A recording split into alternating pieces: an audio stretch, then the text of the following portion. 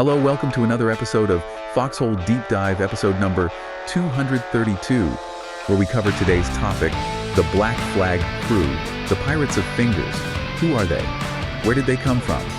Let's deep dive. Ever heard of a place called the Fingers? Picture a chaotic seascape where every cove could hide a pirate Oh, absolutely. and every current could spell disaster. Right. It's in this unforgiving arena that today's subjects, the Black Flag Crew, or TBFC, forged their legend. We've got a stack of your sources here about TBFC battle reports. I can imagine. Historical accounts, even a kill board that'd make a Space Ranger blush. Wow. Buckle up, because we're diving deep into how they went from desperate defenders to the undisputed masters of naval warfare in the Fingers. And it's a story that takes us right back to the region's origins, steeped in irony. The Fingers, you see, were supposed to be a haven from war, founded by a deserter named Dead Tooth. Okay. He was fleeing conflict, hoping for peace. Right. But what he inadvertently created was a battleground. Talk about an unexpected legacy, right? Yeah. It's almost poetic, Dead Tooth trying to escape the firestorm of the Great Wars, Right. only to spark a whole new kind of conflict in the Fingers. So these great wars, were they the reason this region became such a hotbed for, shall we say, unconventional naval tactics? Absolutely. While the sources we have are a little light on the specifics of these large-scale wars, Okay. they paint a clear picture of the Fingers being caught in the middle, a strategically vital region that everyone wanted to control. Imagine crucial trade routes, access to valuable resources. Whoever dominated the waterways of the Fingers held a lot of power. And that brings us right to War 110, where we see the birth of TBFC. But they weren't born from glory, were they? It sounds like they were dealt a pretty terrible hand at the start. They were facing down the barrel, to put it mildly. Outnumbered, outgunned, cut off from reinforcements. The colonials of the Fingers were staring defeat in the face. Their only advantage. Yeah.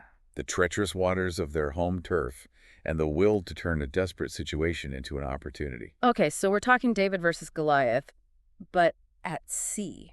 It's hard to imagine a small, outmatched force going up against a superior enemy and not just surviving, Right. but thriving. What was their secret weapon? Was it this quick reaction force dock everyone keeps mentioning? It was a game changer, no doubt. See, a traditional naval base, it's a sitting duck in a prolonged war. Yeah, makes sense. But a QRF dock, it's designed for speed and agility. Think small, fast attack crafts that can launch on a dime, vanish into the maze of channels and inlets that make up the Fingers. It's the embodiment of hit-and-run warfare, leveraging the environment to their advantage. So instead of trying to win a straight-up fight, they changed the rules of engagement. Yeah. It's like trying to corner a barracuda in a kelp forest. Good luck with that. Right. But they didn't do it alone, did they? There's mention of an alliance with the Pirates of Lipsia, That's a pairing that sounds equal parts intriguing and terrifying. a partnership born out of necessity, Yeah. perhaps, Yeah. but one that highlights a crucial aspect of TBFC's strategy, recognizing shared interests. The Pirates of Lipsia, they already had a reputation for naval dominance. Right. And they saw in TBFC a kindred spirit. A group fiercely defending their home against a common enemy. There's something to be said for finding common ground in the face of adversity, isn't there? But this alliance, it wasn't just about numbers, was it? The sources highlight TBFC's mastery of guerrilla tactics. What did that look like in this context? Imagine yourself as a warden commander, used to open water engagements, suddenly caught in a tight channel, ambushed from all sides by smaller, faster boats, wielding everything from torpedoes to, well, let's just say TBFC got creative with their weaponry. We're talking flamethrower boats, right? It's almost hard to believe, even with all this evidence in front of us. But it gets even wilder. Yeah. This Farragut Coast incident, this wasn't just another battle, it was a turning point. Tell me more about Major Lee Payne. He seems to be at the center of this. Major Payne. Imagine a brilliant, somewhat eccentric physicist, someone who sees possibilities where others see only impossibilities. He's the kind of mind that could weaponize a tide chart. And the Farragut Coast, with the imposing Warden Longhook station there, presented quite the puzzle for him to solve. The Longhook, this was no ordinary warship, was it? No, the Longhook represented a significant technological leap for the Wardens. Almost a show of force, really. Equipped with advanced weaponry and, crucially, a state-of-the-art AI system that controlled its targeting and defenses. It was meant to be virtually untouchable. So, an intimidating opponent. What made it such a problem for TBFC in particular, though? Well, strategically, the Longhook was positioned between the Farragut Coast and Luxta Gulf, eventually choking off vital waterways that TBSC and the colonials relied on. But what made it truly formidable was its AI. This wasn't just about firepower.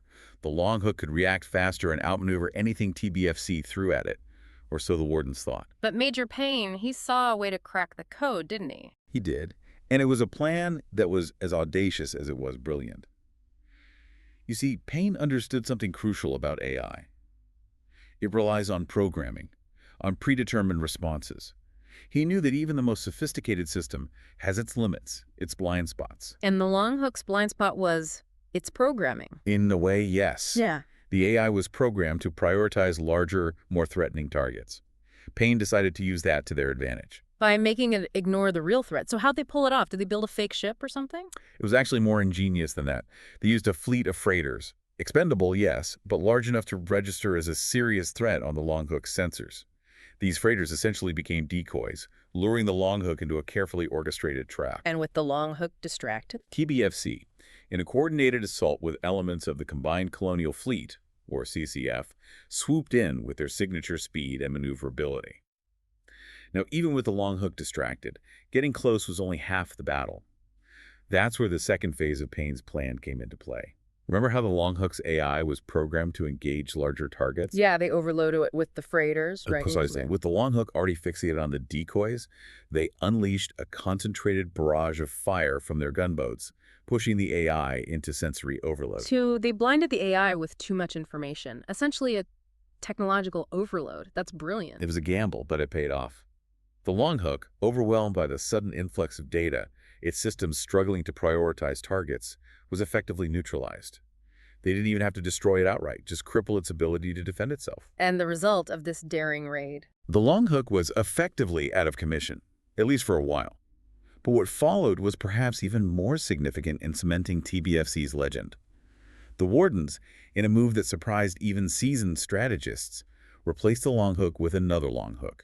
Same position, same strategy. Wait, they did the exact same thing. You'd think they'd have learned their lesson. It seems not. Maybe they underestimated TBFC's adaptability, their ability to analyze and exploit weaknesses. Whatever the reason, this decision would prove to be a costly mistake for the wardens. So lightning struck twice. Tell me they pulled it off again. Oh, they did. TBFC, this time working even more closely with the CCF, used a slightly modified version of their plan, and once again disabled the Longhook. This wasn't just about winning a battle, it was a symbolic victory, a demonstration of TBFC's tactical prowess and their deep understanding of both technology and psychology. It's almost like they taught the wardens a masterclass in unconventional warfare without ever setting foot in a classroom. But the Farragut Coast incident was just the tip of the iceberg, wasn't it? They didn't stop there. They had all these other innovations. The sources mentioned something about inventing the death of large ships. What does that even mean? It's a powerful statement, and one that reflects TBFC's lasting impact on naval warfare. It wasn't just that they were good at taking down big ships, it's that they fundamentally challenged the idea that large ships were the key to naval dominance. They exposed a vulnerability, proving that agility and adaptability could be just as, if not more, important than sheer size and firepower. So the era of the dreadnought was over before it even began in the fingers. They changed the game entirely. Exactly. Their success forced everyone to rethink their strategies. But they didn't stop there. Remember those flamethrower boats we mentioned earlier? Brutal, yes, but also incredibly effective at clearing enemy personnel from ships, especially larger ones that were difficult to sink quickly. It was a tactic that instilled fear and often turned the tide of battle in their favor. Talk about a memorable way to make a point. But perhaps even more impressive than the flamethrower boats is this airbender technology. It sounds like something out of a science fiction adventure. What can you tell us about this? Well, imagine this.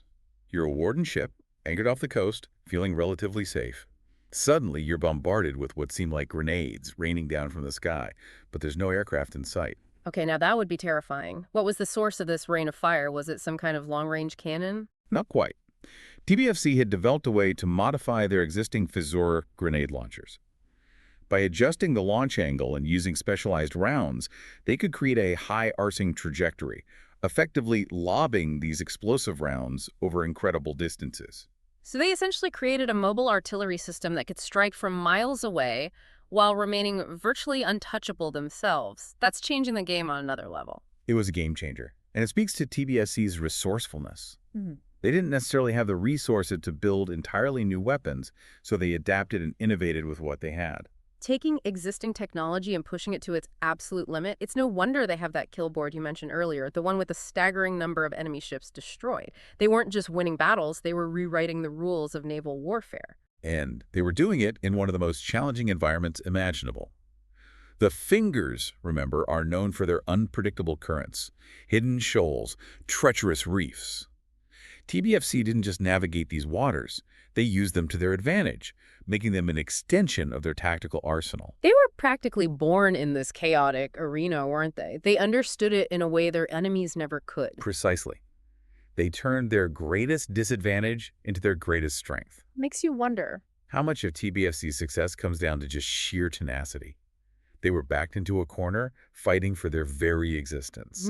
That kind of pressure can either break you or forge you into something unbreakable. That's an important insight. It wasn't just about having superior tactics or technology. It was about that unwavering spirit that fueled their innovation. They had to constantly adapt to outthink, outmaneuver, and outlast their opponents. Yeah. It's a testament to their resilience. And they never lost sight of why they were fighting to protect their home, their people, their way of life. That's a powerful motivator. Absolutely. And it speaks to the importance of understanding that human element in any conflict.